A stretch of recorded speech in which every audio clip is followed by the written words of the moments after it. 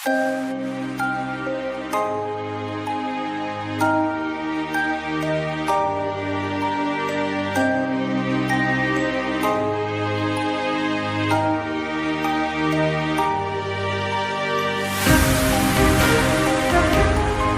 है आप सभी का सुरेश कुमारी गाड़ोदिया की ऑनलाइन क्लास में। मैं संतोष चौधरी आज हिंदी की क्लास लेकर आपके सामने उपस्थित हूँ। अपन ने पहले भाग में समास पढ़ा था। उसमें समास की परिभाषा, समास के प्रकार और पदों के आधार पर समास के 4 भेद पढ़े थे और अव्ययभावी समास को अपन ने विस्तार पूर्वक पढ़ा था। तो आज अपन समास के दूसरे भाग में इस क्लास में समास के दूसरे प्रकार की बात करते हैं। तो आइए द्विगु समास के बारे में चर्चा करेंगे। देखिए, द्विगु समास समास की परिभाषा। इस समास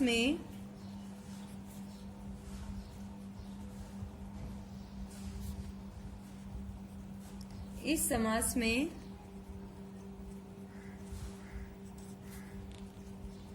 पहला पद संख्यावाची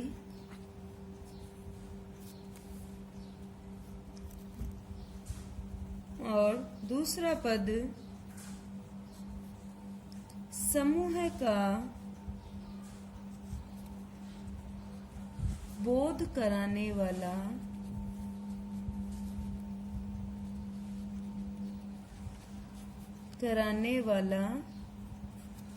होता है। इस प्रकार अपन ने यहाँ द्विगु समास की परिभाषा ली है कि इस समास में पहला पद संख्यावाची और दूसरा पद समूह का बोध कराने वाला होता है। तो सर्वप्रथम अपन द्विगु समास का देखते हैं। तो द्विगु समास का विग्रह करेंगे तो आता है 2 गायों का समूह।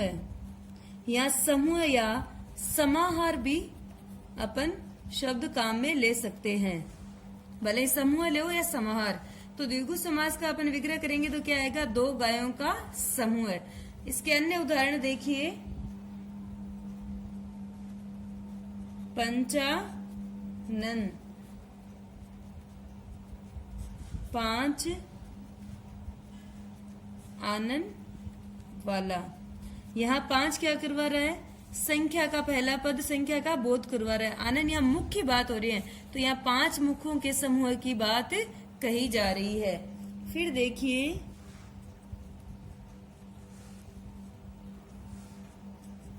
चतुर्भुज तो क्या हुआ? 4 भुजाओं का समूह।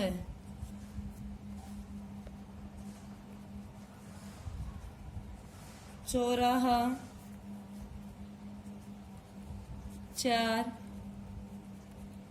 राहों का समूह है।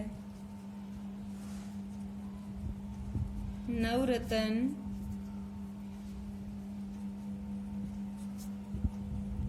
9 रत्नों का समूह या समाहार।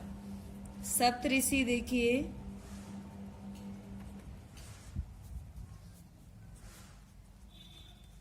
7 ऋषियों का समूह है। द्विवेदी तो क्या होगा? 2 वेदों का ज्ञाता। सतसई 700 पदों का समूह है। इस प्रकार देखिए, अपन ने जितने भी उदाहरण लिए हैं सब में पहला पद क्या आ रहा है? संख्यावाची, और आगे समूह का बोध करवाया जा रहा है। इस प्रकार अपन जितने भी उदाहरण पढ़ेंगे तो हमें अभ्यास होता रहेगा। तो द्विगु समास अपना क्लियर हुआ कि जिस समास में पहला पद संख्यावाची होता है और दूसरा समूह का बोध करवाने वाला होता है, वो अपना क्या है, द्विगु समास है। अब इसमें उत्तर पद प्रधान होता है, तो ये अपना क्या हुआ, द्विगु समास। अब अपन दूसरा समास पढ़ते हैं आगे, द्वंद्व समास।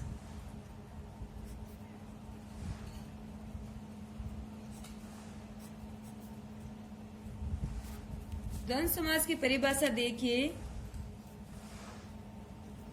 इस समास में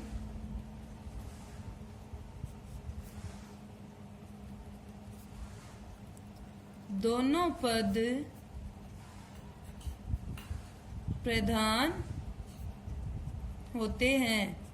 अपन ने पद के आधार पर पहले भी देखा था कि जिसके उभय पद प्रधान हो, अर्थात दोनों पद प्रधान हो, वो द्वंद्व समास है। इस समास में दोनों पद प्रधान होते हैं, इसलिए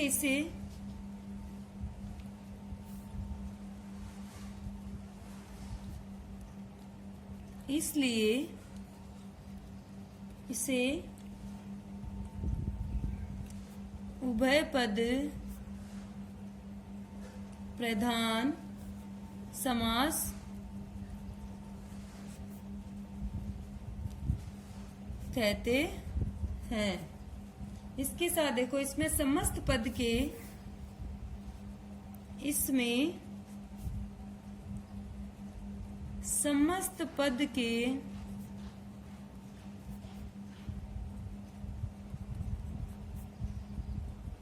दोनों पदों के बीच से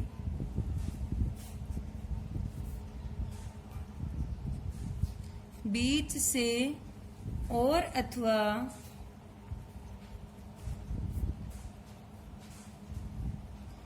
या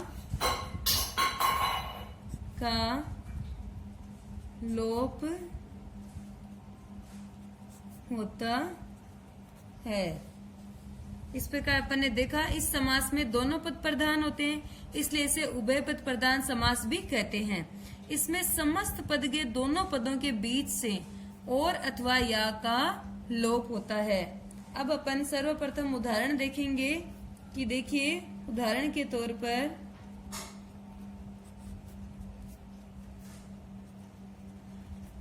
देवासुर, यहाँ योजक चिन्ह नहीं है, बीच में पूर्ण शब्द बना दिया है। देव और असुर न करते हुए अपन को पूरा दिया है यहाँ देवासुर।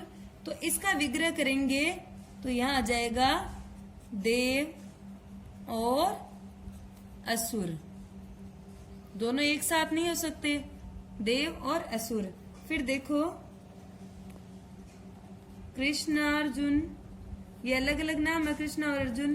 तो विग्रह करने पे देखिए कृष्ण और अर्जुन। फिर देखिए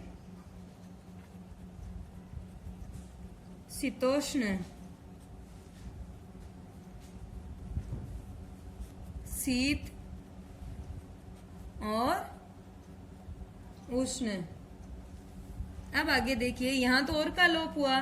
अब अपन देखते हैं संख्या के आधार पर कि 1 2 या 1 या 2 दिया अपन को। अपन का इसका 1 2 का विग्रह करेंगे तो 1 या 2।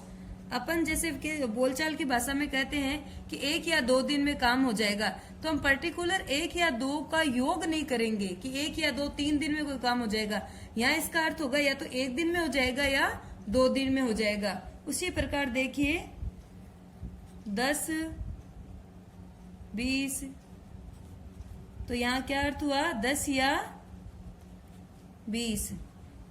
या तो कोई कार्य 10 दिन में हो जाएगा या 20 दिन में आपका कार्य पूर्ण हो जाएगा। यहाँ देखिए 28, यहाँ योग नहीं हो रहा है, 1 या 2 है तो योजक चिन्ह लगा है, लेकिन विग्रह करने पर 1 या 2, जैसे अपन ने बात की कि या तो 1 दिन में हो जाएगा या 2 दिन में। फिर 28 का कैसे विग्रह होगा, देखिए 8 और 20। फिर अगला उदाहरण देखते हैं। धर्मा धर्म।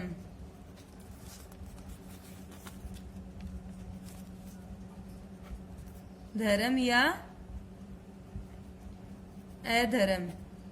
तो यहाँ धर्म या अधर्म का मतलब हो गया कि कोई भी कार्य या कोई बात ऐसी होगी जो धर्म के आधार पर होगी और कोई बात ऐसी होती है जो अधर्म के अनुसार होती है। फिर अपन अगला उदाहरण देखते हैं। देखिए,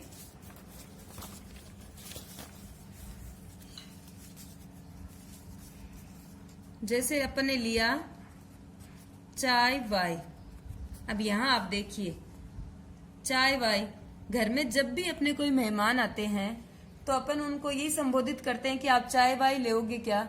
तो यहाँ वाय का अर्थ आदि से है। चाय तो पर्टिकुलर अपन चाय पिलाने की बात कर रहे हैं, लेकिन वो चाय के साथ ठंडा लेंगे, कॉफी लेंगे, नाश्ता लेंगे, वो उसका ही आधार है। तो चाय का है। फिर यहाँ अपन पूछते हैं कि बाल बच्चे। तो यहाँ एक बच्चे की पर्टिकुलर बात ना होकर घर में जितने भी छोटे बच्चे हैं उनकी भाई तबीयत के बारे में पूछना, उनका हालचाल पूछने की बात होती है। तो यहाँ देखिए चाय वाय निरर्थक शब्द जो भी है वो द्वंद्व समास में आते हैं। तो यहाँ चाय आदि।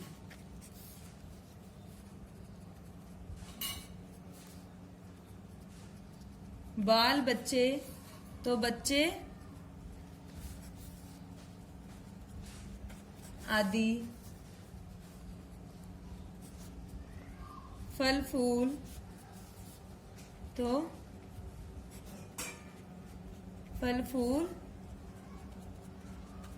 आदि। लीपा पोती,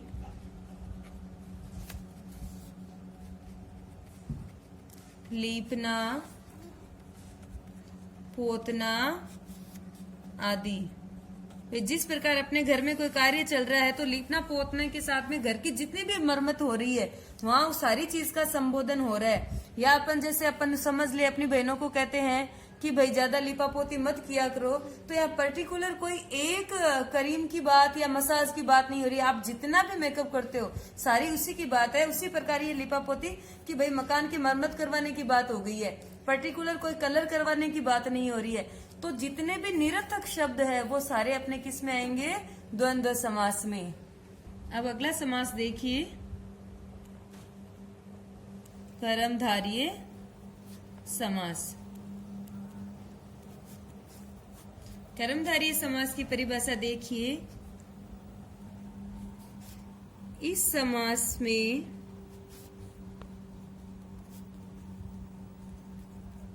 प्रथम पद विशेषण होता है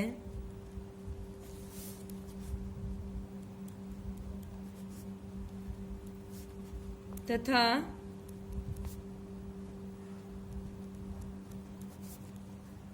दूसरा पद विशेष्य होता है। इस समास में या इसमें उपमान व उपमेय से युक्त पद भी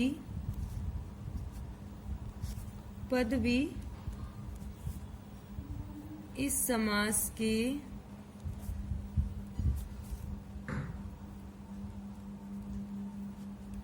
अंतर्गत माने जाते हैं।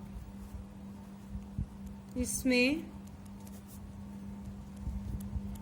दूसरा पद प्रधान होता है। यहाँ देखिए इस समास में प्रथम पद विशेषण है, विशेषण अपन ने पढ़ रखा है, और तथा दूसरा पद क्या है? विशेष्य। कि विशेषण विशेषता के साथ उसका कारण भी जुड़ा हुआ है। यहाँ आपके सामने फिर आएगा इसमें उपमान व उपमेय। तो बच्चों अपन बड़ी क्लास में जब आएंगे तो अलंकार के साथ ये पढ़ेंगे उपमान और उपमेय। अब अभी अपन विशेषण और विशेष्य के आधार पर उदाहरण देखते हैं। देखिए, नील गगन। अब इसका विग्रह करेंगे। नीला है जो गगन। नीला यहाँ क्या है? विशेषता है। विशेषता किसकी है? गगन अर्थात आकाश की। आकाश का रंग कैसा है? नीला। फिर देखिए, महात्मा महान है जो आत्मा। फिर देखो, महर्षि महान है जो ऋषि। मृगनयन मृग के समान है जो नयन। अधमरा आधा है जो मरा। अपन जैसे बात करते हैं ना कि उसकी तो पिटाई करके उसको आधा मरा करके छोड़ा है। का पुरुष